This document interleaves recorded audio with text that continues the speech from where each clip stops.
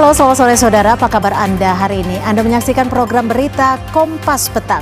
Hanya di Kompas TV independen terpercaya. Saya Cynthia Rompas. Dan juga saya Maido Pelfrin. Informasi pertama kami kita mulai dari bencana banjir di Sumatera.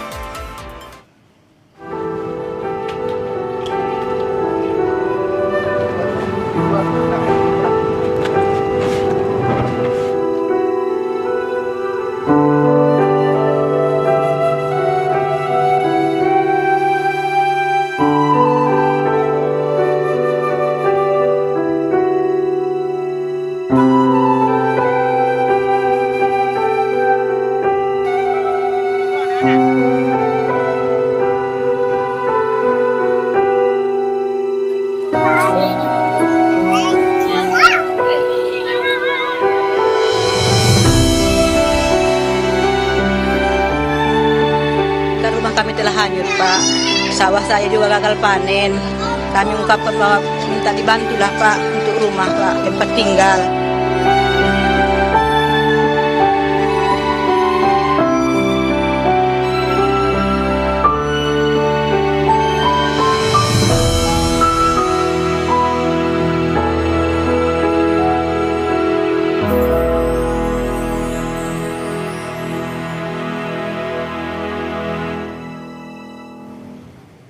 Usai hanyut terseret banjir, jembatan darurat di Garoga, Batang Toru, Tapanuli Selatan kembali dibangun.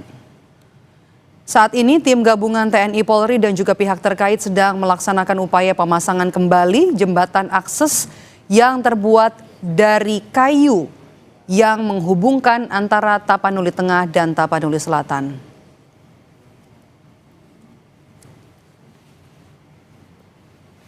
Jembatan darurat memanfaatkan kayu-kayu besar yang terbawa banjir bandang di sekitar sungai.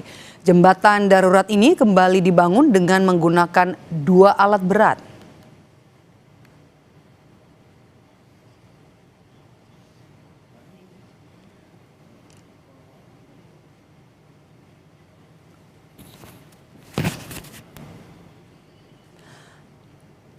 Sementara itu, saudara, akibat jembatan darurat hanyut terseret banjir, masyarakat yang tinggal di posko pengungsian harus mencari lagi tempat yang lebih aman. Meluapnya air sungai membuat kayu-kayu yang sebelumnya dibuat sebagai jembatan darurat kini terseret banjir. Jembatan darurat roboh setelah hujan deras sehingga arus banjir kembali meningkat.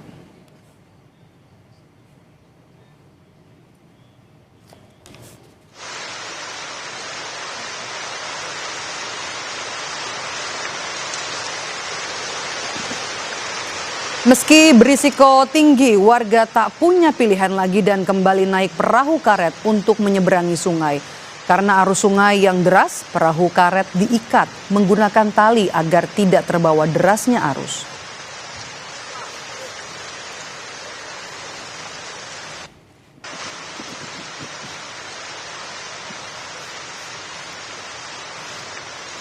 Ini pada pukul 18.00 Komandan, kita lihat debit air sudah naik, Komandan. Jembatan yang dibuat di sini penyeberangan ke Tapteng sudah hilang, Komandan. Ini masyarakat juga tidak ada lagi di sini, tenda-tenda yang di posko juga sudah mengungsi, Komandan. Saudara, air kembali meluap di Desa Garoga, Tapanuli Selatan Senin sore sekitar pukul 6. Melalui akun Instagram, polisi dari Polres Tapanuli Selatan meminta warga menjaga keselamatan dengan menghindari aktivitas di daerah rawan bencana dan segera melapor jika melihat tanda-tanda peningkatan debit air. Ini masyarakat juga tidak ada lagi di sini, tenda-tenda yang di posko juga. Kami mau kemana, Pak, selanjutnya? Adik-adik saya mau gimana, Pak? Nggak sekolah. Kemarin adik saya nangis, sepatuku nggak ada, Kak, mau sekolah. Baju kakak di mana?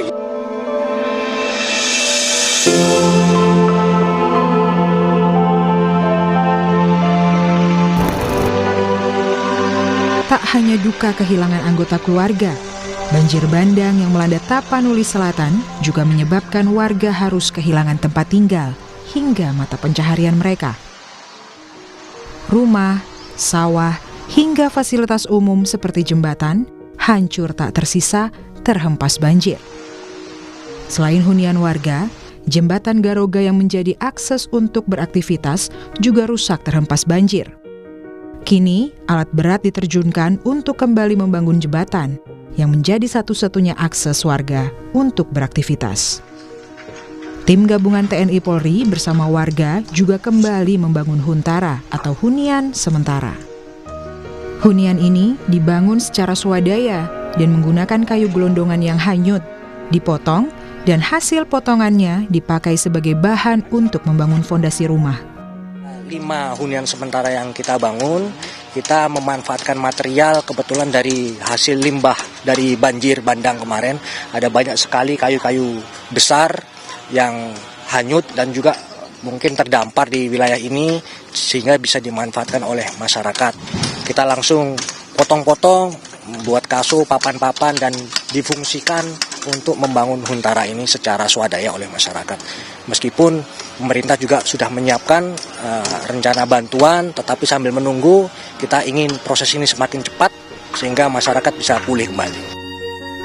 Di tengah upaya perbaikan yang mulai dilakukan, warga Tapanuli Selatan berharap langkah-langkah ini bukan sekedar respons saat, melainkan awal dari pemulihan nyata yang mampu mengembalikan rasa aman di tanah mereka. Tim Liputan, Kompas TV. Informasi terkini pemulihan pasca bencana di Tapanuli Selatan, Sumatera Utara. Kita bergabung dengan jurnalis Kompas TV melalui sambungan telepon Jona Hamonangan dan juru kamera Febri James. Jona, selain jembatan dan hunian sementara warga, pembangunan apa saja yang kini dilakukan agar warga bisa pulih dari banjir bandang? Ya Romas, untuk pembangunan khususnya untuk konstruksi ini ada 2 hal yang dicatatkan. Yang pertama adalah jembatan Brini. Jembatan Brini yang terpasang dengan sempurna. Ini di atas jembatan Anggoli. Jadi panjangnya sekitar 30 meter. Nah, untuk yang daerah aliran Sungai Baru, khususnya dari Garoga ini terpasang kurang lebih selama 30 menit kayu yang dipasang melintang. Jadi sudah ada, tapi karena sore kemarin hujannya sangat deras kurang 2 jam, akhirnya dari terpasang sempat hanyut dan akhirnya ditarik. Nah, akhirnya tadi sempat dilaksanakan pemasangan kembali, itu menggunakan alat tempat beko, ada 2 beko dipakai, akhirnya dari beko akhirnya disusun kembali tidak melakukan secara melintang. Pemasangannya cukup cepat dikarenakan memang menggunakan sistem, jadi 2 beko itu bekerja secara bersamaan, jadi memakai dengan cara menjepit yang ujung masing-masing. Jadi untuk itu dipakai atau dilaksanakan agar beko bisa proses kurang. Jadi sekarang sudah bisa tersambung lagi dengan talinya, jadi masyarakat sudah bisa menyeberang khususnya dari arah Tapanuli Selatan ke Tapanuli Tengah. Ini sangat baik dan kami melihat tadi masyarakat cukup tenang, dikarenakan aktivitas masyarakat di Garoga ini tidak terpisahkan dengan masyarakat yang ada di Tapanuli Tengah, dikarenakan mereka ini masih di daerah atau kampung yang sama. Jadi bisa dikatakan ini sangat bermanfaat. Jadi konektivitas di jembatan Kayan Perintah ditambah lagi dengan adanya koneksi dari jembatan BD ini semakin mempercepat atau semakin mempertebal khususnya jaringan yang ada. Tapi memang ini belum bisa dilalui untuk kendaraan berat dikarenakan arusnya sangat kuat. Jadi untuk rekayasa jalan yang dibangun oleh JNI Angkatan Darat ini masih belum bisa terus dengan sempurna. Baik, terima kasih atas laporan Anda, Jona Hamonangan, melaporkan langsung dari Tapanuli Selatan, Sumatera Utara. Selamat bertugas kembali, Jona. Tetaplah di Kompas Petang, saudara. Usai jeda kami kembali dengan informasi distribusi bantuan bagi warga terdampak longsor dan banjir bandang di Sumatera Barat kembali dilakukan di Lanut Sultan Syahrir menggunakan helikopter.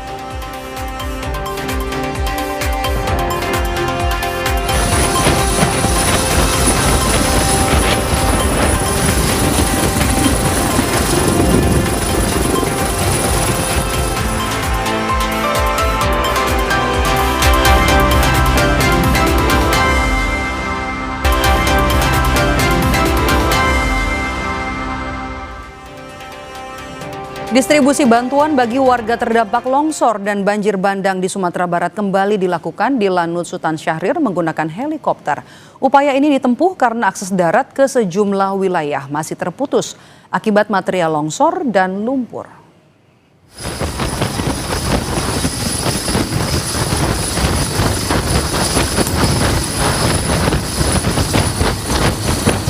Pengiriman pertama dibawa ke lapangan sawah Lingkuang Tanah Datar dengan total logistik seberat 1.300 kg. Bantuan berupa kebutuhan pokok, makanan siap saji, air mineral, perlengkapan bayi dan obat-obatan. Selanjutnya bantuan didistribusikan ke lapangan Jorong Masang, Kabupaten Agam. Helikopter membawa 1.500 kg bantuan yang langsung diterima perwakilan posko bencana setempat.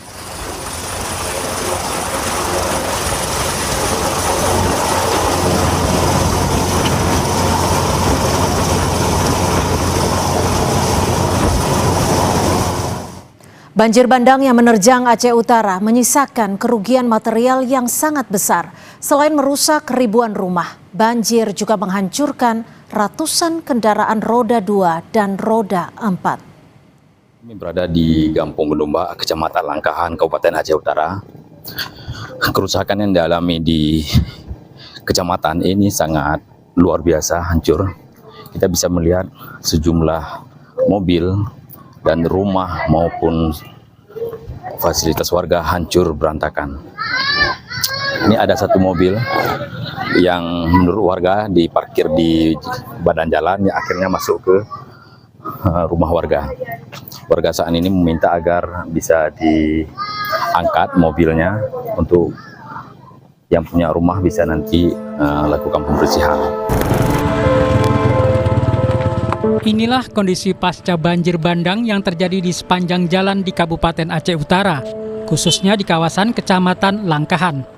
Ratusan unit sepeda motor dan mobil dalam kondisi rusak berat akibat terendam, terbawa arus bahkan terjungkal ke sungai. Banyak kendaraan yang sudah tidak berbentuk, sebagian besar tertimbun lumpur atau bahkan masuk ke dalam rumah warga. Seorang warga berusaha menggali sepeda motor yang tertimbun tebalnya lumpur. Ini sedang apa abang lakukan apa nih? Ini mau ambil apa kereta? Berarti harta lain nggak ada? Nggak ada lagi. Baju semua habis. Tinggal di dekat badan. Kemarin waktu sempat melarikan diri, bang menyelamatkan diri mana? Di Bola Mas. Rumah satu, udah semek satu. Berarti motor-motor orang juga hilang sih? Ada yang sempat bawa pulang. Ini tinggal satu. Sekarang mengungsi di mana? Di Bola Mas. Daerah terdampak banjir bandang di Aceh mencakup 225 kecamatan di 18 kabupaten kota. Ada lebih dari 75.000 unit rumah hancur, 135 titik jalan terputus, serta 35 unit jembatan putus. Arif Fahmi, Raja Umar, Kompas TV, Kabupaten Aceh Utara, Aceh.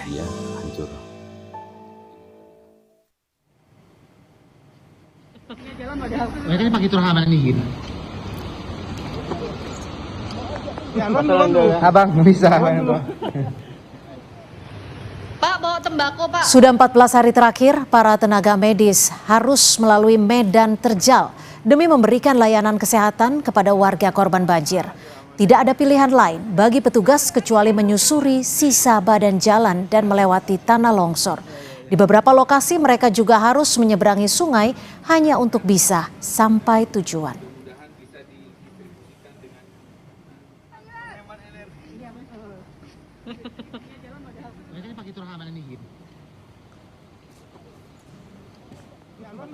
Abang bisa. Pak, bawa tembakau, Pak.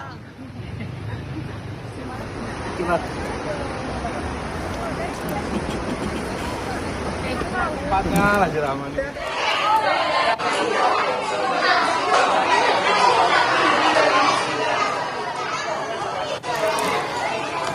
Menginjak 2 pekan, pelayanan trauma healing pasca bencana terhadap anak-anak dilakukan di posko pengungsian di Gereja HKI Parsikaman, Kecamatan Adiat Koting, Tapanuli Utara. Beragam kegiatan dilakukan seperti mewarnai, bernyanyi untuk menghibur anak-anak di pengungsian. Anak-anak di pengungsian tampak sukacita dengan kegiatan ini. Diharapkan kegiatan ini bisa menghilangkan trauma yang dirasakan saat terjadi bencana.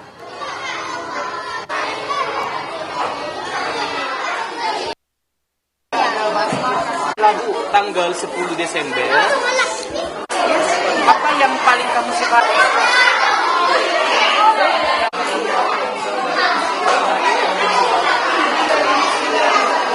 Lalu kita melihat hal yang mereka butuhkan adalah dukungan moral dan psikologis mereka. Dan hari ini kita melakukan kegiatan membawa sukacita dan meyakinkan mereka bahwa ada harapan. Jadi kita ingin membangun nilai yang positif. Lalu bagaimana kondisi anak-anak di pengungsian di Gereja HKI Parsikaman, Tapanuli Utara? Bagaimana pula mereka menyiapkan perayaan Natal di pengungsian? Kita tanyakan kepada jurnalis Kompas TV ada Nanda Aprilia dan juga juru kamera Andika Ahadiat. Nanda, selamat petang. Bisa Anda gambarkan kondisi anak-anak di pengungsian saat ini?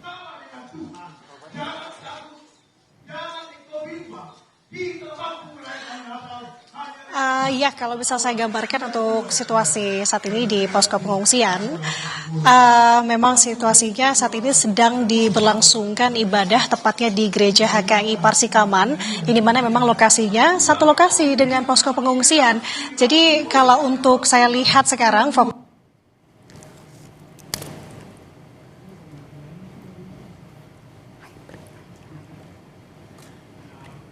Kodim 0210 di Tapanuli Utara.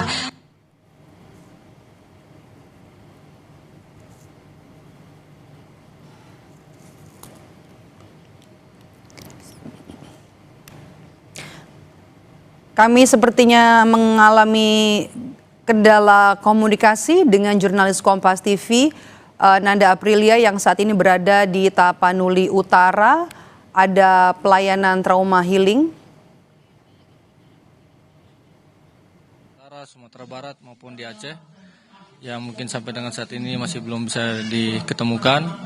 Jadi sore hari ini kami dari Kodim 0210 Tapanuli Utara mengadakan kegiatan ibadah Natal bersama korban bencana alam, tepatnya di Desa Pagaran Lambung 1, Patsingkaman, Kecamatan Adian Koting, Kabupaten Tapanuli Utara, untuk kita bisa memberikan suasana gembira kepada mereka yang merasa kehilangan saudara maupun tempat tinggal mereka, terutama di sini kita lihat tempat tinggal mereka banyak yang tertimpa longsor.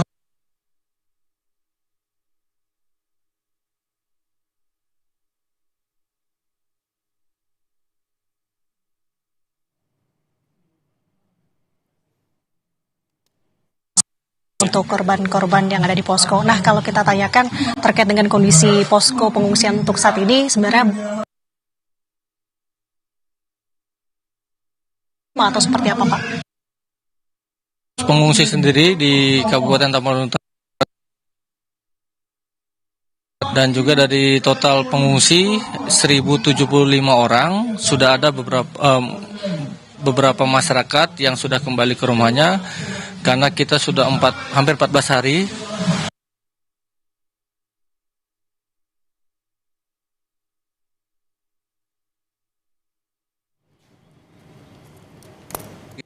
siaga karena.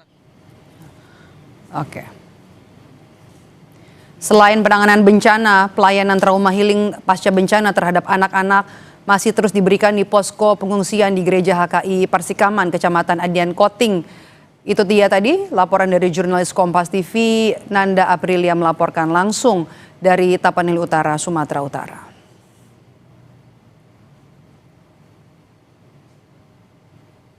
Saudara, hari ini Satuan Logistik Polri kembali mengirimkan paket bantuan kemanusiaan bagi warga Aceh, Sumatera Utara, dan Sumatera Barat.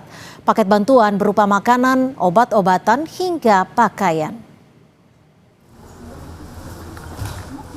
Satuan Logistik Polri terus mengirim bantuan bagi masyarakat terdampak bencana di Aceh, Sumatera Utara, dan Sumatera Barat. Adapun paket bantuan meliputi makanan, obat-obatan, dan pakaian. Bantuan akan disalurkan ke titik lokasi terdampak bencana melalui jalur darat maupun udara. Penyaluran bantuan diperkirakan memakan waktu 5 hari via jalur darat. Memastikan bantuan sampai ke masyarakat di daerah terisolasi, Karopas Konsol Polri mengatakan bantuan akan disebar menggunakan helikopter menuju daerah yang sulit dijangkau. Obat-obatan, kemudian juga makanan cepat saji, sehingga itu yang menjadi penyediaan yang lebih utama. Kemudian pakaian juga kita berikan kepada masyarakat. Nah, itu dikirim secara bertahap menggunakan sarana yang ada di Polri, yaitu melalui Pondok Cabe, melalui Baharkam, Polair dan Udara, yang mana kita sudah siapkan juga dengan pesawat dan helikopter yang ada. Kemudian ada juga kita menggunakan maskapai penerbangan apabila ada barang-barang yang diperlukan. Apa yang disebut dengan teknologi penguat jaringan, yaitu kita sebut namanya Wontek. Wontek ini adalah untuk membantu masyarakat pada saat terisolir, khususnya di daerah-daerah yang tertutup. Tak hanya makanan, obat-obatan, dan pakaian, Polri juga menyiapkan teknologi penguat jaringan. Membantu masyarakat khususnya di daerah-daerah yang tertutup pada saat ini. Polri terus memberikan bantuan secara bertahap kepada warga korban bencana banjir dan longsor di Aceh, Sumatera Utara, dan Sumatera Barat.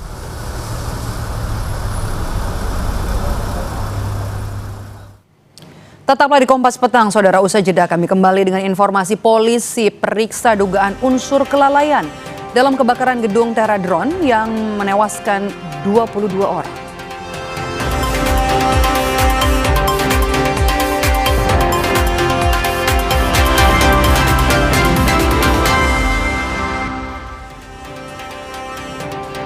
Saudara, polisi periksa dugaan unsur kelalaian dalam kebakaran gedung Teradron yang menewaskan 22 orang.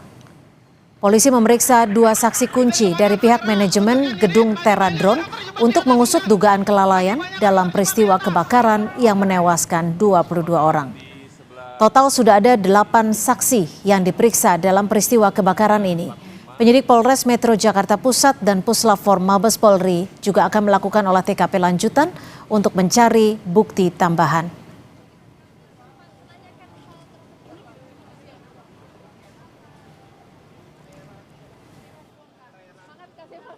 Hari ini rencana ada 2 orang saksi kunci lagi yang akan kami periksa, termasuk dari pihak manajemen. Tentunya kami berharap bahwa pemeriksaan ini bisa membuat terang, dan kami masih melaksanakan penyelidikan untuk menemukan apakah ada pidana atau karena kelalaiannya yang menyebabkan korban begitu banyak. Polisi kembali melakukan olah tempat kejadian perkara di gedung Teradron Jakarta Pusat. Polisi mengamankan sejumlah barang bukti, salah satunya baterai drone yang diduga sebagai sumber titik awal api. Polisi menyebut hasil olah TKP sementara penyebab 22 korban meninggal karena kehabisan oksigen. Penyebabnya masih nanti ditentukan oleh dari dokter forensik, namun dari tempat kejadian perkara memang tidak ada korban yang terbakar tubuhnya. Jadi kemungkinan itu adalah karena asap atau habis oksigen atau karena uap panas. Salah satu saksi melihat kebakaran dipicu dari baterai drone yang terbakar hingga menimbulkan ledakan. Pihak keamanan gedung menyebut banyak korban terjebak di lantai atas karena tidak ada akses pintu darurat untuk keluar.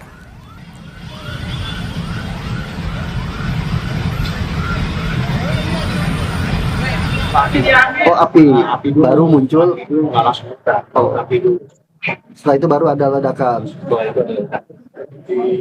Kebetulan karena asap itu kan hitam dengan baterai, dia ngebul langsung lari ke atas. Oh, karena memang nggak ada pintu darurat lainnya, Bang? Paling tangga paling. Oh, tahu. Ada tangga, ada 5. Oh, sama. Nah, yang di lantai 3, lantai 5 itu kejebak karena asap tebal itu. Asap tebal. Usai otopsi salah satu korban kebakaran gedung Teradron, Rufaidah dimakamkan pihak keluarga di Kabupaten Bekasi, Jawa Barat. Dari informasi yang diterima keluarga, korban diduga meninggal akibat kehabisan oksigen saat berada di lantai 5 gedung yang terbakar. Rufaidah merupakan karyawan magang yang baru bekerja sekitar 3 bulan.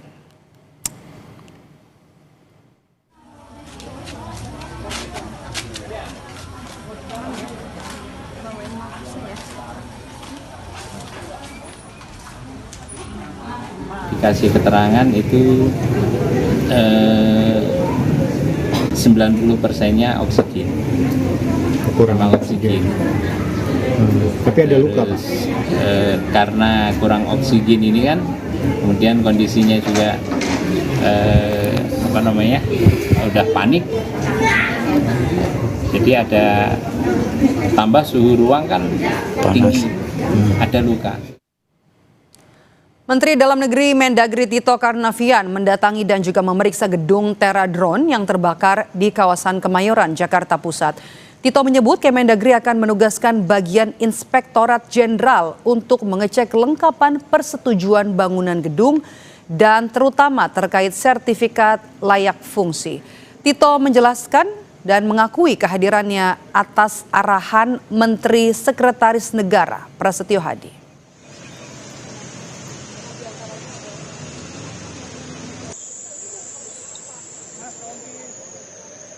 Bila terjadi kebakaran untuk memadamkan cepat dan lain-lain. Nah, ini yang sedang didalami oleh kepolisian, Polres Jakarta Pusat, dan juga nanti saya juga akan menurunkan tim dari Kemendagri, karena kita juga memahami aturan ini. Aturan ini biasanya dibuat melalui peraturan daerah, ya. Nah, untuk PBG dari Itjen nanti akan saya turunkan, Itjen Kemendagri, untuk melihat masalah administrasi ini, sehingga gedung ini bisa berdiri. 22 orang tewas dalam kebakaran gedung Teradron di Jakarta pada 9 Desember 2025. Korban tewas diduga karena terjebak di lantai atas gedung. Mereka tak dapat menyelamatkan diri karena satu-satunya pintu keluar tertutup asap tebal. Kakak salah satu korban meninggal menceritakan, korban sempat mengirimkan pesan kepada keluarga karena terjebak dalam kebakaran. Keluarga berharap jenazah Ervina bisa segera teridentifikasi agar dapat dimakamkan. Kita kan ada grup rumah ya keluarga. Terus saya sih belum buka video yang dia kirimin gitu, apaan sih, aku cuma nanya itu doang tuh di grup gitu. Itu kata adekku, itu Vina teh kata gitu, itu di kantornya Vina kebakaran kata gitu. Nggak sabar lagi kita nungguin dia, kita kan nggak maksudnya kita kan juga kan walaupun ada orang tua, ada bapak, ada kakak di sana, ada keluarga, tapi kita pengen cepet-cepet sampai gitu loh, biar dia udah tenang gitu loh kitanya. Korban lain dalam kebakaran ini adalah seorang ibu hamil yang terjebak di lantai 5 gedung Teradron. Korban sulit menyelamatkan diri karena tebalnya asap yang menutup akses keluar gedung Teradron. Identifikasi ya seperti identitas diri. Identitas diri. Oh. Mohon maaf kalau untuk Mas sendiri yang jadi korban. Saya suami. Istri berarti istri Mas ya? Lagi hamil Mas. Ya. Berapa bulan? 7 bulan. Udah 7 bulan. Polisi masih menyelidiki dugaan unsur kelalaian dalam peristiwa kebakaran gedung Teradron. Salah satu yang disorot adalah tak adanya jalur evakuasi, sehingga membuat banyak korban sulit menyelamatkan diri karena terjebak di lantai atas. Tim Liputan, Kompas TV. Perkembangan proses identifikasi 22 korban meninggal dalam insiden kebakaran gedung Teradron kita tanyakan kepada jurnalis Kompas TV ada Ariel Wiranata dan juga juru kamera Bondan Wicaksono. Ariel, apakah seluruh korban kebakaran sudah bisa diidentifikasi sampai dengan sore ini?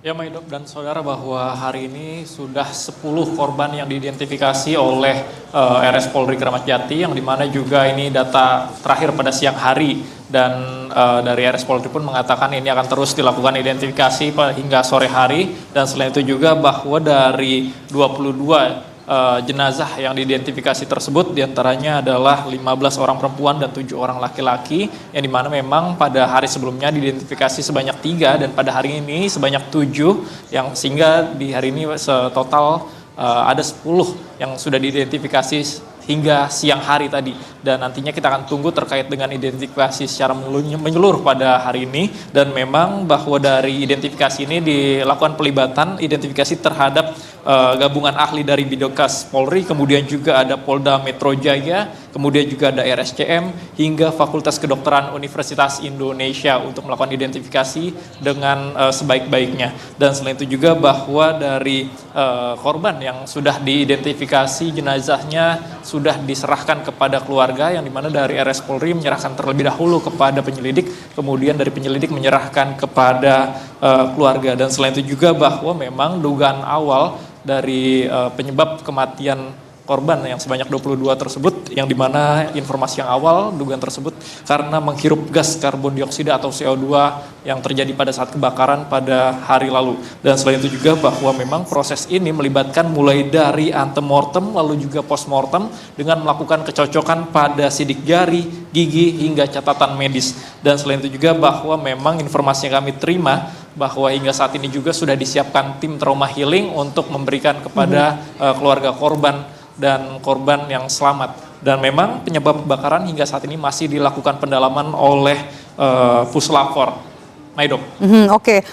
Ini menarik ya, Ariel, di kala masih jalannya penyelidikan kemudian juga proses identifikasi, Menteri Dalam Negeri turun langsung untuk mengecek soal sertifikat kelayakan dari gedung Teradron yang terbakar di kawasan Kemayoran kemarin. Apa kemudian aktivitas yang dimiliki atau yang biasa ditangani oleh Teradron ini?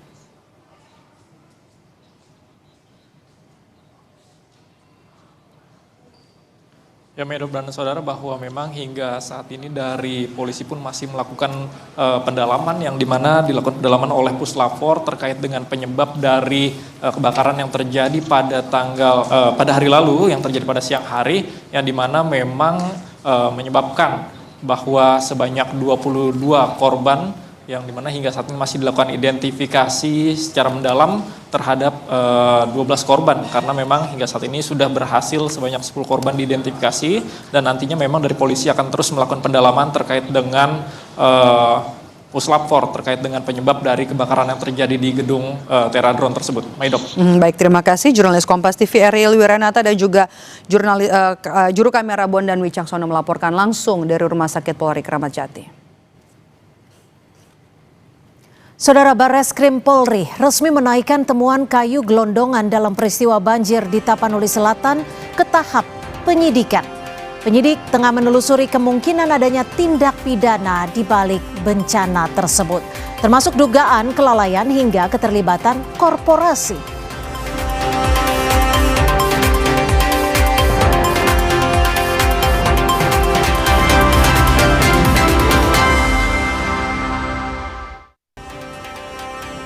Barreskrim Polri resmi menaikkan temuan kayu gelondongan dalam peristiwa banjir di Tapanuli Selatan ke tahap penyidikan.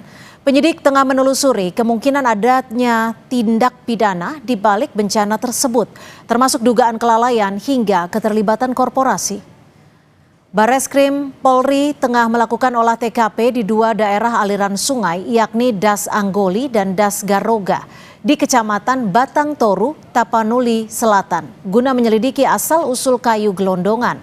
Polisi menemukan 10 jenis kayu yang tersangkut di jembatan untuk kemudian dicocokkan dengan jenis vegetasi di bagian hulu hutan.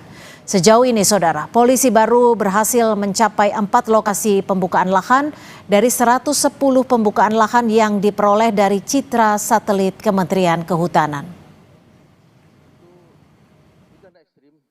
Langsung sangat cepat. Informasi dari Kementerian Kehutanan berdasarkan citra satelit di hulu ini sampai ujung ada 110 bukaan. sedang kita identifikasi apakah bukaan itu disebabkan adanya proses yang legal ataupun ilegal. Kami sedang berproses, akan tetapi kami sudah menemukan setidaknya ada bukaan yang disebabkan adanya kegiatan perkebunan, yaitu milik PTT, itu di kilometer 6 dan kilometer 8. Inilah yang kami temukan, ada beberapa kayu yang identik, vegetasinya berada pada lahan ini.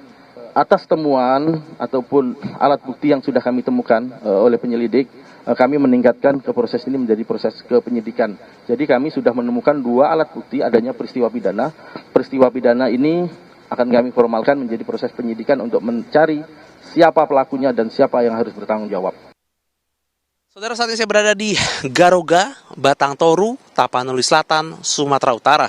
Kalau Anda lihat di belakang saya, ini nampak seperti hamparan kosong.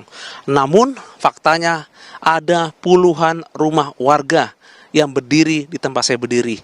Kalau Anda melihat adanya video viral, banjir bandang, dan gelondongan kayu yang sangat besar, disinilah tempatnya. Dan ini menunjukkan betapa masifnya peristiwa banjir bandang yang terjadi pada beberapa waktu silam. Saya melewati ada kayu yang sangat panjang dan saya sudah menanyakan pada warga apakah pohon ini berdiri di sini. Namun dari penuturan warga, pohon ini adalah pohon yang ikut hanyut ketika peristiwa terjadi. Bisa dibayangkan pohon yang sangat berat, pohon yang sangat masif menghantam puluhan rumah warga. Tentu saja kerusakan ini bisa dikatakan sangat masif. Banyak korban jiwa atau masih banyak yang belum ditemukan dan ini masih dalam upaya pencarian tim SAR.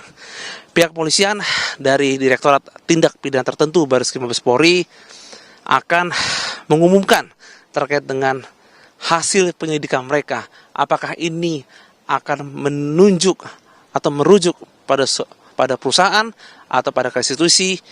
Tentu saja ini masih menunggu hasil keputusan resminya. Kejadian ini adalah kejadian sangat penting dan menjadi catatan bagi negara untuk bisa memperhatikan tidak hanya masalah ekosistem, tapi juga masalah terkait dengan adanya masyarakat yang mendiami di suatu wilayah yang penuh dengan adanya pepohonan. Jangan sampai kejadian ini terjadi lagi di daerah ini, daerah yang dahulu sangat asri dan sangat rimbun, tapi sekarang akhirnya penuh dengan isu adanya hutan yang digunduli dan juga hal-hal lain yang tentu saja ini tidak baik untuk diulang lagi. Kami mengharapkan ketegasan pemerintah untuk bisa memberikan investigasi secara menyeluruh agar ada pihak atau orang atau siapapun yang bisa bertanggung jawab bila mana terbukti adanya unsur pidana. Juna Munangan, Febri James, Kompas TV, Tapanuli Selatan, Sumatera Utara. Kasus kayu gelondongan di Tapanuli Selatan sudah naik ke tingkat penyidikan. Namun bagaimana agar penyidikan bisa benar-benar tuntas mengungkap dalang perusakan hutan di Sumatera? Kita bahas bersama Ketua Penasehat Ahli Kapolri Pak Ito Sumardi dan juga juru kampanye maksud kami Hutan Greenpeace Indonesia, Belgis Habibah. Selamat petang Pak Belgis, selamat petang Pak Ito. Terima kasih sudah bergabung bersama kami di Kompas Petang. Saya ke Pak Ito terlebih dahulu. Pak Ito, jika saat ini sudah naik ke tahap penyidikan, apa saja setidaknya yang harus dikumpulkan penyidik untuk membuktikan bahwa peristiwa banjir, banyaknya kayu gelondongan ini memang betul ada peristiwa pidananya?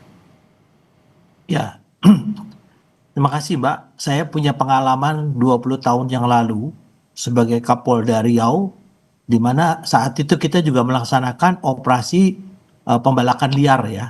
Ya, dalam operasi itu tentunya kita harus melibatkan kementerian terkait, dalam hal ini Kementerian Kehutanan, kemudian juga Kementerian Lingkungan Hidup, dan juga pemerintah daerah. Karena izin-izin itu kan diberikan oleh mereka-mereka. Sehingga di sini Polri adalah yang ditangani adalah akibat daripada pembalakan liar atau mungkin pembalakan atau penebangan yang dilakukan secara legal, itu yang mengakibatkan terjadinya bencana. Kita lihat daripada faktor teknis dan lain sebagainya. Nah, sekarang kalau dilihat daripada kejadian saat ini, saya sangat yakin teman-teman di TPTER, kami sudah punya SOP-nya, tentunya bersama dengan petugas dari Kementerian Kehutanan, kita melihat potongan ya, potongan-potongan kayu itu kan ada yang bekas chainsaw.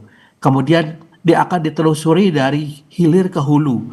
Nah, hulunya ini juga tidak mudah ya, Mbak. Kita biasanya harus menggunakan helikopter transportasi udara.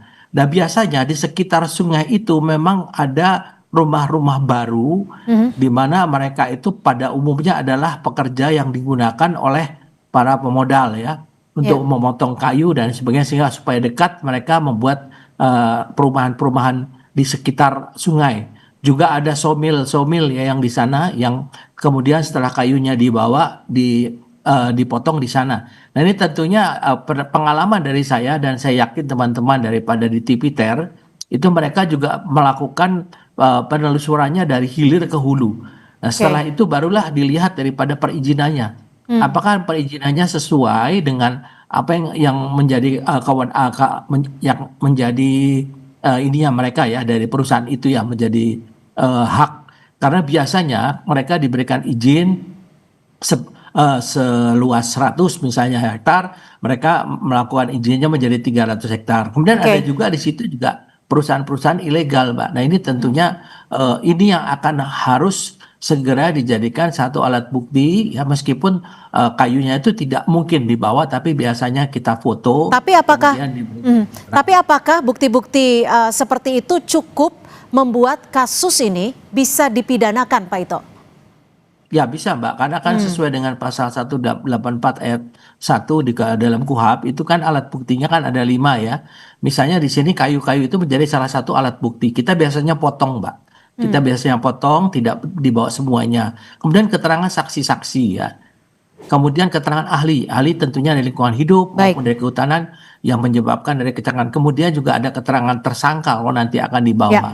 Ya, jadi ada foto-foto juga yang bisa menjadikan petunjuk. Jadi alat bukti ini akan dibawa ke pengadilan. Tapi saya sangat yakin bahwa kasus ini karena menjadi atensi nasional, atensi Polri, ini akan bisa diungkap sampai tuntas, Mbak. Oke, Mbak Belgis, kalau dari temuan Greenpeace sendiri sejauh ini sudah seperti apa gelondongan dan juga deforestasi khususnya di Batang Toru Tapsel? Apakah temuan-temuan Greenpeace ini sebenarnya sebelumnya sudah ada dan sudah dilaporkan atau ada temuan baru? Pertama gini gitu ya, kita dudukan dulu sebenarnya perkaranya seperti apa. Kalau berdasarkan, dan ini yang selalu kami ceritakan gitu ya, kayu gelondongan yang kemudian tadi gitu ya, yang teman-teman ceritakan, teman-teman jurnalis ceritakan itu kan dia hanyut gitu, melewati arus sungai gitu. Artinya sebenarnya kan ini berasal dari aliran sungai gitu, atau enggak dari muara. Nah, dalam konteks ini sebenarnya kita lihat bahwa tutupan hutan alam gitu di masing-masing daerah aliran sungai di Pulau Sumatera itu menurut analisa kami itu kurang dari 25% situasinya gitu. Artinya ini menunjukkan bahwa di Pulau Sumatera itu situasinya sangat kritis. Belum lagi sebenarnya secara keseluruhan kan total hutan alamnya hanya tersisa 10 hingga 14 juta hektar tuh, atau kurang dari 30%. Nah, kemudian kan ngobrolin deforestasi itu kan dia udah panjang ya, sejak eranya Presiden Soeharto tuh gitu sampai hari ini gitu. Nah, tadi kan ini kita contohkan dari apa yang terjadi di Das Batang Toru. Nah, kalau kita secara spesifik ngobrolin soal Das Batang Toru, sebenarnya lagi-lagi gitu ya, kita ngobrolin ini secara umum dulu. Luas hutan alam secara keseluruhan, ini kami mengambil data dari sumbernya adalah Kementerian Kehutanan gitu ya. Jadi berdasarkan sumber itu bahwa luasan itu hari ini hanya tersisa 167 hektar atau 49% dari total luas Das Batang Toru. Kalau misalkan kita tanya deforestasinya berapa, ini dari tahun 90 sampai setidaknya 2022, itu ada sekitar 70.000 hektar atau 21% dari total yang dimiliki oleh Das gitu kan. Nah, temuan kami gitu di bagian hulu dari Das Batang Toru ini udah beralih fungsi gitu. Jadi ini ya, jadi perkebunan. Nah, setidaknya ada beberapa izin kemudian yang ada di sana gitu ya, izin perkebunan sawit, izin PBPH gitu. Jadi ya izin tambang juga ada. Jadi sebenarnya tapi pernah dilaporkan tidak secara resmi oleh pihak Greenpeace sendiri? Secara resmi kami belum pernah melaporkan begitu ya, tapi kami sering sekali punya kajian soal ini gitu ya, dan kami sering membicarakan jika kemudian izin ini tidak direview, kemudian tidak dilihat kembali proses pengawasannya, maka kejadian ini akan terjadi. Sebenarnya proses-proses ini sudah pernah kita sampaikan gitu. Oke, Pak Ito, lalu bagaimana jaminan terkait tidak hanya soal penelusuran, tapi juga soal izin. Yang jadi masalah adalah ketika izin itu diberikan secara legal, padahal dalam tanda kutip sudah diketahui akan berdampak buruk, tidak hanya bagi alam, tapi juga bagi manusia. Lalu bagaimana memastikan bahwa memang di sini jikalaupun ada keterlibatan korporasi, keterlibatan pejabat lokal, atau bahkan keterlibatan pejabat pusat? Ya, kalau menurut saya ini juga tidak mudah ya Mbak ya. Karena menurut pengalaman kami, dengan adanya perubahan status ya daripada hutan atau kawasan hutan menjadi perkebunan, itu juga di beberapa tempat juga berakibat kepada terjadinya serapan air yang kurang ya. Kemudian juga ada namanya istilahnya akhirnya tanah itu menjadi longsor ya, dan menutup sedimen-sedimen, menutup sungai. Tapi kalau itu perusahaannya misalnya itu resmi, maka tentunya harus dilakukan dengan pihak pemberi perizinan ini supaya dilakukan kembali peninjauan kembali ya. Itu yang pernah kita lakukan pada saat tahun 2000 itu yang sangat masif adalah yang dilakukan oleh saudara Adeline Lis ya. Itu kita bisa membawa ke pengadilan dengan hukuman yang berat dan denda yang sangat besar. Nah tentunya itu kan kita lihat meskipun yang bersangkutan itu mendapat izin, ternyata yang bersangkutan itu juga melanggar dari izin itu yang seperti saya sampaikan. Izinnya misalnya katakanlah serat X hektar. Dia tuh membuka lahannya sampai X plus A dan plus ya, sehingga disinilah perlunya ada sesuatu pengukuran ulang dari izin. Kemudian juga analisa dampak lingkungan tentunya kan dilakukan oleh ahli-ahli dari Kementerian Lingkungan Hidup.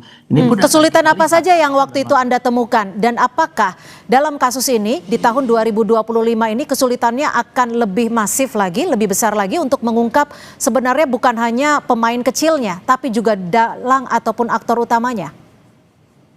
Saya memprediksi memang lebih sulit ya Mbak ya, karena bagaimanapun sekarang daerah-daerah yang terbuka itu yang digunakan alih statusnya memang mereka rata-rata memiliki izin resmi. Sehingga tentunya kita akan menunggu dari teman-teman dari Barreskrim termasuk Kementerian Kehutanan dan Lingkungan Hidup termasuk Pemda harus menelusuri secara bersama-sama untuk dari administrasinya, kemudian operasionalisasinya, kemudian yang paling penting adalah apakah dengan pembukaan lahan ini, dengan penggantian statusnya itu menjadi perkebunan, ini memang sudah diprediksi akan menimbulkan satu bencana ya, seperti misalnya kayu-kayu gelondongan kan kalau misalnya tempat itu dibuka, tentunya kayu-kayu ini juga akan terbawa oleh sungai dan itu dijual. Nah biasanya memang ada ketentuan Mbak itu bahwa membuka lahan itu juga kayu-kayunya itu ada tebang pilih ya, tidak semuanya dipotong, tapi kenyataannya memang biasanya mereka babat semuanya. Mbak Belkis, yang menjadi masalah di sini adalah ketika izin yang diberikan adalah resmi tapi sudah menyalahi ketentuan ataupun alam itu sendiri yang dirusak. Ada pula perusakannya juga dilakukan secara resmi. Kalau dari catatan Greenpeace sendiri, ada tidak indikasi keterlibatan dari pihak-pihak tertentu yang memang sejak awal sudah Greenpeace baca bahwa ini adalah salah satu pemain besarnya? Sebenarnya gini ya Kak, tadi kalau misalkan kita ngobrol soal Das Batang Toru misalkan gitu ya, setidaknya kami mengidentifikasi gitu ya, sebenarnya ini indikasi kuat karena misalkan tadi gelondongan yang kita bicarakan ketika dia lewat ya indikasinya karena ada kemudian dari konsesi-konsesi yang ada di wilayah Das itu gitu. Pertama setidaknya kami menemukan kalau misalkan izin perkebunan itu ada milik PT Dipta Agrolestari, Madina Agrolestari, Maju Indoraya, Perkebunan Nusantara. Ini kan juga ada beberapa nama-nama kemudian yang cukup terkenal gitu ya, misalkan PT Perkebunan Nusantara 3 gitu, ada PT Samukti, kemudian izin PBPH gitu. Ini pemiliknya korporasi atau perorangan nih Mbak Belkis? Korporasi tentu saja kan PT gitu ya. Kemudian ada yang paling cukup terkenal sebenarnya dan menerima penolakan cukup besar sejak tahunan lamanya gitu ya, setidaknya ada PT Toba Pool Pelestari gitu ya, PT TPL gitu, itu juga masuk ke dalam Das Batang Toru gitu. Jadi kalau ditanya apakah kemudian ada gitu ya yang kami temukan, ya setidaknya ini, dan hari ini kami juga sedang melihat situasi di lapangan dan sedang kami cek apakah kemudian situasinya dan berasal dari ini gitu ya, khususnya di wilayah sekitar Batang Toru. Kami juga sedang melakukan investigasi di sana. Gitu. Oke.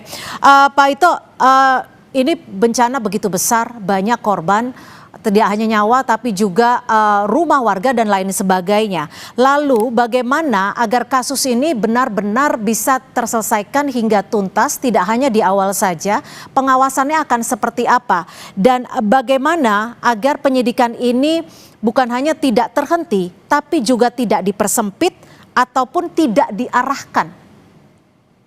Ya, dalam penanganan ini kan Polri hanya sebagai penyidik ya Mbak ya, dalam criminal justice system.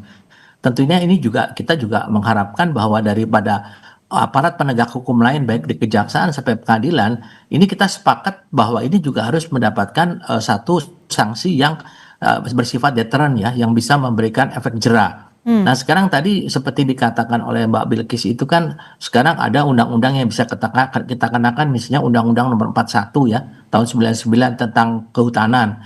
Dan yang untuk korporasi itu biasanya kita kenakan dalam Undang-Undang Nomor 18 tahun 2013 ya. Nah tapi kan sekarang kita harus melihat dulu proses administrasinya Mbak. Nah kalau biasanya yang dilakukan dulu pada saat Menteri Kehutanannya Pak Ka'ban itu dilakukan moratorium. Jadi setelah ini diselesaikan secara hukum, kemudian dilakukan penutupan kawasan itu dan dilakukan penghutanan kembali ya dengan cara moratorium. Nah itu yang bisa kita lakukan, karena kalau tidak maka ini pasti bencana ini akan terus, karena kan tanahnya tergerus terus, kemudian airnya juga tidak bisa ditahan karena tidak ada akar-akar pohon yang menahan, sehingga ada penanaman hutan kembali atau reboisasi ya, itu dilakukan saat itu baik di Riau maupun di Sumatera, di Pulau Sumatera Utara. Tapi begini Pak Ito, yang dikhawatirkan masyarakat, yang dikhawatirkan publik adalah ketika sanksi yang diberikan berhenti sampai di sanksi denda.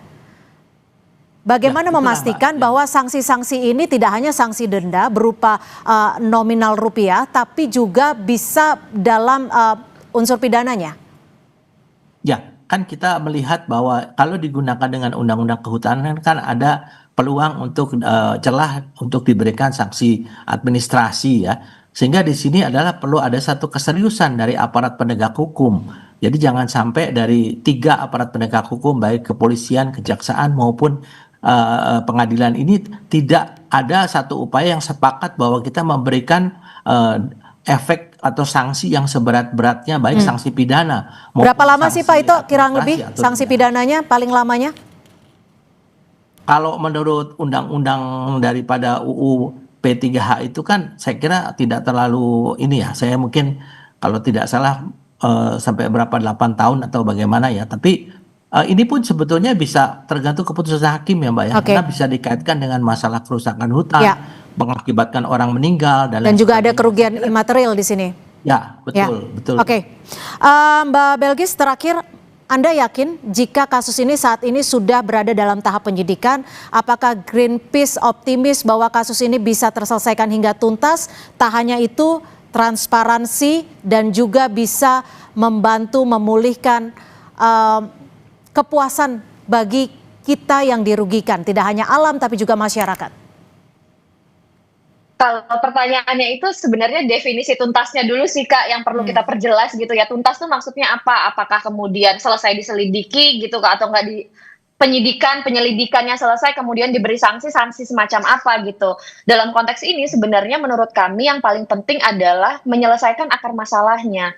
Dalam konteks ngobrolin bencana yang terjadi di Sumatera gitu, ini kan sebenarnya inti utamanya adalah kerusakan das gitu ya, das daya tampung dan daya tampungnya kemudian sudah tidak baik lagi, kemudian karena deforestasi masif yang terjadi gitu kan. Nah maka yang seharusnya diselesaikan gitu, kalau misalkan bisa kita mintakan dalam konteks pidana ya, izinnya itu izin dari setiap perusahaan yang kemudian menyebabkan ini semua harus direview bahkan dicabut gitu. kemudian akar masalahnya deforestasi dan melihat situasinya dipulihkannya harus secara lanskap, secara secara holistik gitu ya, nggak kemudian parsial gitu. Tidak hanya kembalikan lagi statusnya kepada kawasan hutan gitu ya, bukan parsial kayak ditanami 5 tahun kemudian ditebang lagi, tapi memang harus dilakukan secara menyeluruh berdasarkan lanskap dan ekosistemnya. Terus kemudian ya dilindungi hutan alam yang ada gitu, yang masih tersisa hari ini. Begitu setidaknya gitu ya, dan perusahaan-perusahaan tadi tentu saja izin-izinnya perlu direview bahkan dicabut gitu. Baik, itu adalah harapan kita semua. Terima kasih Juru Kampanye Hutan Greenpeace Indonesia, Mbak Belgis Habibah, dan juga Pak Ito Sumardi, Ketua Penasehat Ahli Kapolri, sudah berbagi perspektif di Kompas Petang. Selamat sore. Baik, selamat sore, Mbak. Selamat sore. Saudara, informasi lainnya masih akan kami hadirkan usai jeda. Di antaranya Presiden ke-7 RI Joko Widodo kembali menyampaikan dugaan adanya tujuan politik di balik kasus tudingan ijazah palsu yang diarahkan kepadanya dalam 4 tahun terakhir.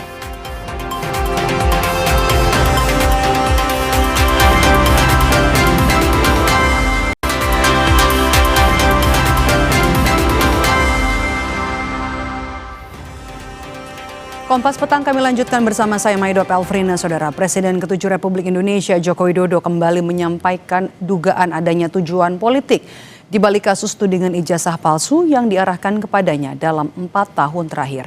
Siapa sosok orang besar yang dimaksud Jokowi berada di belakang kasus ini? Berikut wawancara eksklusif jurnalis Kompas TV Friska Clarissa dengan Presiden ke-7 Republik Indonesia Joko Widodo dalam cuplikan program khusus Kompas TV. Kalau saya bertemu Bapak, tidak mungkin saya tidak bertanya soal isu ijazah palsu yang bahkan sudah 4 tahun ini Bapak bergulir. Episodenya panjang sekali. Apa pandangan Bapak soal isu yang tidak berkesudahan, soal isu ijazah palsu, Pak? Ya, ini kan sebuah isu yang sudah 4 tahunan ya dibicarakan, dan sebetulnya saya sudah 4 tahun itu diam, tidak banyak menanggapi. Karena apa? Ijazahnya saya pegang gitu loh. Bapak pegang ijazahnya? Tetapi saya tidak menyampaikan kepada publik ijazah itu.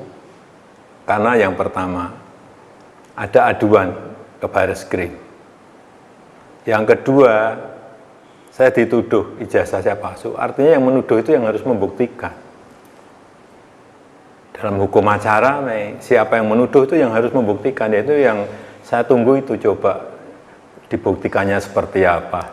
Dan itu akan lebih baik kalau pembuktiannya itu di pengadilan. Sehingga betul-betul akan kelihatan proses hukumnya, akan kelihatan adilnya, karena yang memutuskan adalah di pengadilan. Karena yang membuat ijazah saya sudah menyampaikan asli masih tidak dipercaya, gimana. Dan yang saya lihat ini memang ada agenda besar politik, ada operasi politik yang sehingga bisa sampai bertahun-tahun nggak rampung-rampung karena keinginan mereka untuk mendowngrade, menurunkan reputasi yang saya miliki, meskipun saya nggak merasa punya reputasi apa-apa. Tapi menurut Bapak, kenapa? Apa dibalik itu? Menurut Bapak, kenapa harus diturunkan reputasi Bapak melalui isu ijazah ini? Ya, mungkin untuk kepentingan politik. Kenapa sih kita harus mengolok-olok, menjelek-jelekkan, merendahkan, menghina, menuduh-nuduh? Semua dilakukan untuk apa kalau hanya untuk main-main? Kan mesti ada kepentingan politiknya di situ. Tapi sekali lagi, mestinya dalam masa-masa ekstrim seperti ini kita konsentrasi untuk hal yang besar, untuk strategi besar negara, untuk kepentingan yang lebih besar bagi negara ini. Misalnya tadi yang berkaitan dengan menghadapi masa-masa ekstrim, menghadapi masa-masa perubahan karena artificial intelligence, karena humanoid robotic, sehingga Jangan malah kita energi besar kita pakai untuk urusan-urusan yang sebetulnya menurut saya urusan ringan. Menurut Bapak masih yakin dengan pernyataan Bapak sebelumnya ada agenda besar dan ada orang besar di balik kasus ijazah? Saya pastikan, iya. Bapak sudah tahu. Gimana? Kira-kira siapa di balik itu? Ya, saya kira gampang ditebak. Tapi tidak perlu saya sampaikan. Dan Bapak tadi mengatakan bahwa lebih baik ini dibawa sampai ke ranah hukum. Ya, untuk pembelajaran kita semuanya, bahwa jangan sampai gampang menuduh orang, jangan sampai gampang menghina orang, memfitnah orang, mencemarkan nama baik seseorang. Kalau ada pertanyaan ini akan di ranah hukum saja, Bapak membawa ini ranah hukum saja, atau ada kemungkinan mediasi? Saya kira untuk pembelajaran kita memang lebih baik dilakukan di penegakan hukum, diputuskan di pengadilan akan lebih baik. Untuk pembelajaran kita semuanya. Dan Bapak juga pernah berjanji kalau sampai ke pengadilan, ijazahnya Bapak akan tunjukkan di sana, di pengadilan. Ya, itu forum yang paling baik untuk menunjukkan ijazah asli saya. Dari SD, SMP, SMA, universitas semuanya akan saya bawa. Menanggapi adanya orang besar di balik kasus ijazah, kuasa hukum Roy Suryo menegaskan tindakan Roy Suryo CS murni gerakan ilmiah yang didasari hati nurani untuk membongkar dugaan ijazah palsu yang digunakan Jokowi untuk menjadi pejabat publik. Kuasa hukum Roy juga mempertanyakan soal penetapan tersangka Roy Suryo tanpa adanya penyitaan ijazah asli Jokowi. Karena saat ini ijazah asli tersebut sudah diserahkan Bareskrim kepada Jokowi.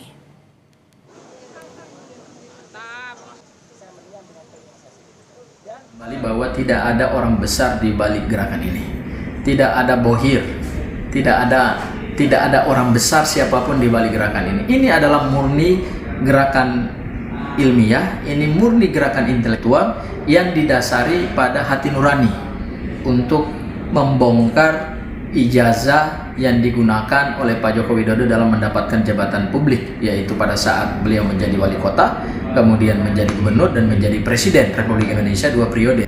Menurut saya pernyataan-pernyataan Pak Joko Widodo ini justru membuat blunder baru. Jadi anggota penuh dalam BRICS. Да, и идут переговоры с Евразес о создании зоны свободной торговли.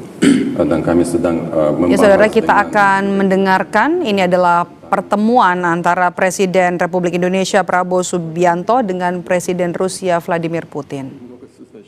Он наговорил того, что является важным для обеих сторон.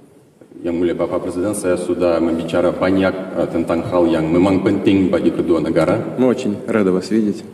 Kami memang berbahagia melihat Bapak di sini. У нас с нашей стороны большая команда. Я пригласил коллег, чтобы мы могли поговорить почти по всем этим направлениям. Dari pihak kami ada tim yang besar supaya kami bisa membahas banyak hal. Мы очень рады вас видеть. Еще раз повторяю, добро пожаловать. Senang sekali lagi kami senang hati melihat Bapak di sini. Selamat datang ke Rusia. Terima kasih. Большое спасибо. Yang saya hormati, Yang Mulia Presiden Putin dan para pimpinan dari pemerintah Rusia, terima kasih atas penerimaan saya. Saya paham bahwa Presiden Putin agendanya sangat sibuk. Saya terima kasih diterima dengan pemberitaan sangat singkat. Ваше превосходительство, уважаемый господин президент, а также уважаемые главы российских министерств и ведомств, очень рад видеть вас. Хочу поблагодарить за теплый прием, оказанный мне и нашей делегации, и также, понимая, насколько плотное у вас расписание, хочу лично вас поблагодарить за то, что нашли возможность принять меня с визитом, несмотря на то, что информацию о нем мы направили в достаточно короткие сроки. Sebetulnya kedatangan saya hanya untuk konsultasi, tetapi sekarang sebetulnya hanya untuk mengucapkan terima kasih karena hubungan antara Rusia dan Indonesia sebetulnya bagi kami sekarang berada di tingkat yang sangat baik.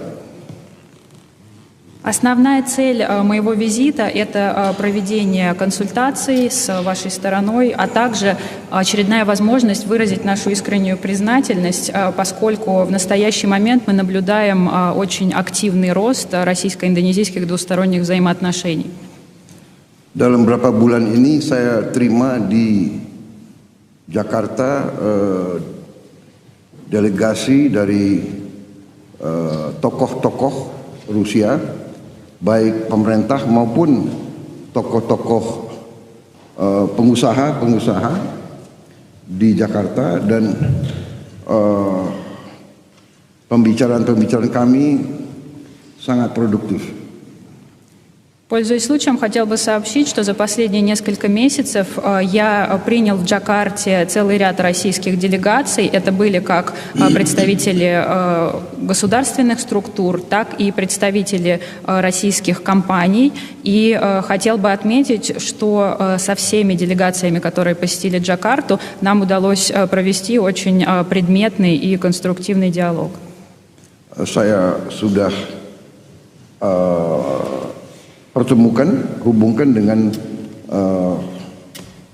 entitas-entitas industri kami, entitas perusahaan-perusahaan kami juga, dan sepertinya sudah banyak sekali tindak lanjut yang positif. Я также предоставил им для дальнейшей координации стороны с индонезийской стороны, которые могут выступить партнерами, различные объединения и структуры. И уже сейчас мы видим, что общение между российской и индонезийской стороной по этим направлениям продолжается, и они уже ведут свой конкретный непосредственный диалог. Dan juga kesempatan ini saya juga ingin mengundang Yang Mulia untuk ke Indonesia pada kesempatan yang beliau miliki. Apakah tahun 26 atau tahun 27 tidak ada masalah. Kami berharap beliau akan berkunjung ke Indonesia juga.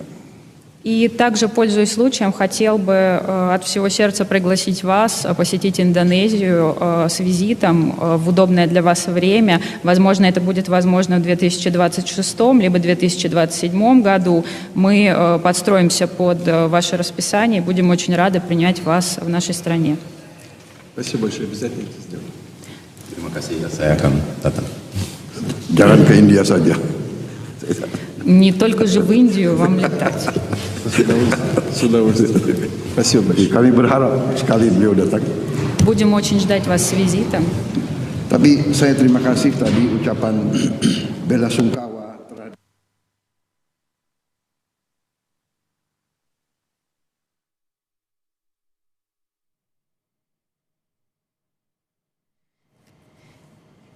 Ya, Presiden Prabowo Subianto melaksanakan kunjungan kerja ke Rusia dan bertemu langsung dengan Presiden Rusia Vladimir Putin. Pembicaraan ini fokus pada isu yang berkaitan dengan kemitraan strategis antara Indonesia dan Rusia dan juga membahas sejumlah masalah internasional dan juga isu-isu regional terkini.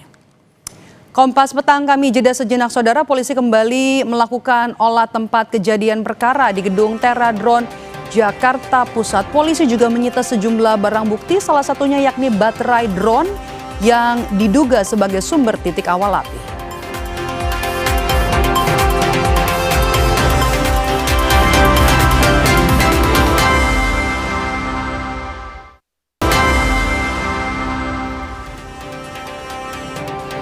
Saudara, polisi berhasil mengidentifikasi 22 jenazah korban kebakaran gedung Teradron. Polisi menutup proses identifikasi terhadap 22 jenazah korban kebakaran gedung Teradron. Dari hasil otopsi, polisi memastikan korban meninggal akibat kekurangan oksigen saat terjebak dalam kebakaran gedung. Terlihat ada petugas PMI juga ini yang berjaga. Kami jeda sejenak saudara, tetaplah bersama kami, Kompas Petang.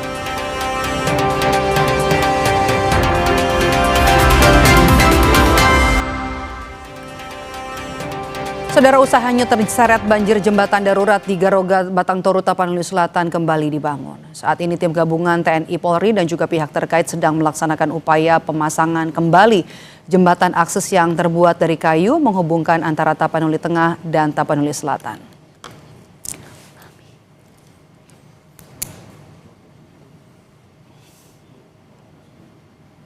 Saudara, informasi tadi juga menjadi penutup perjumpaan kita di Kompas Petang hari ini. Saya Cynthia Rompas. Dan saya Maido Pelfrina pamit undur diri. Selamat petang. Sampai jumpa.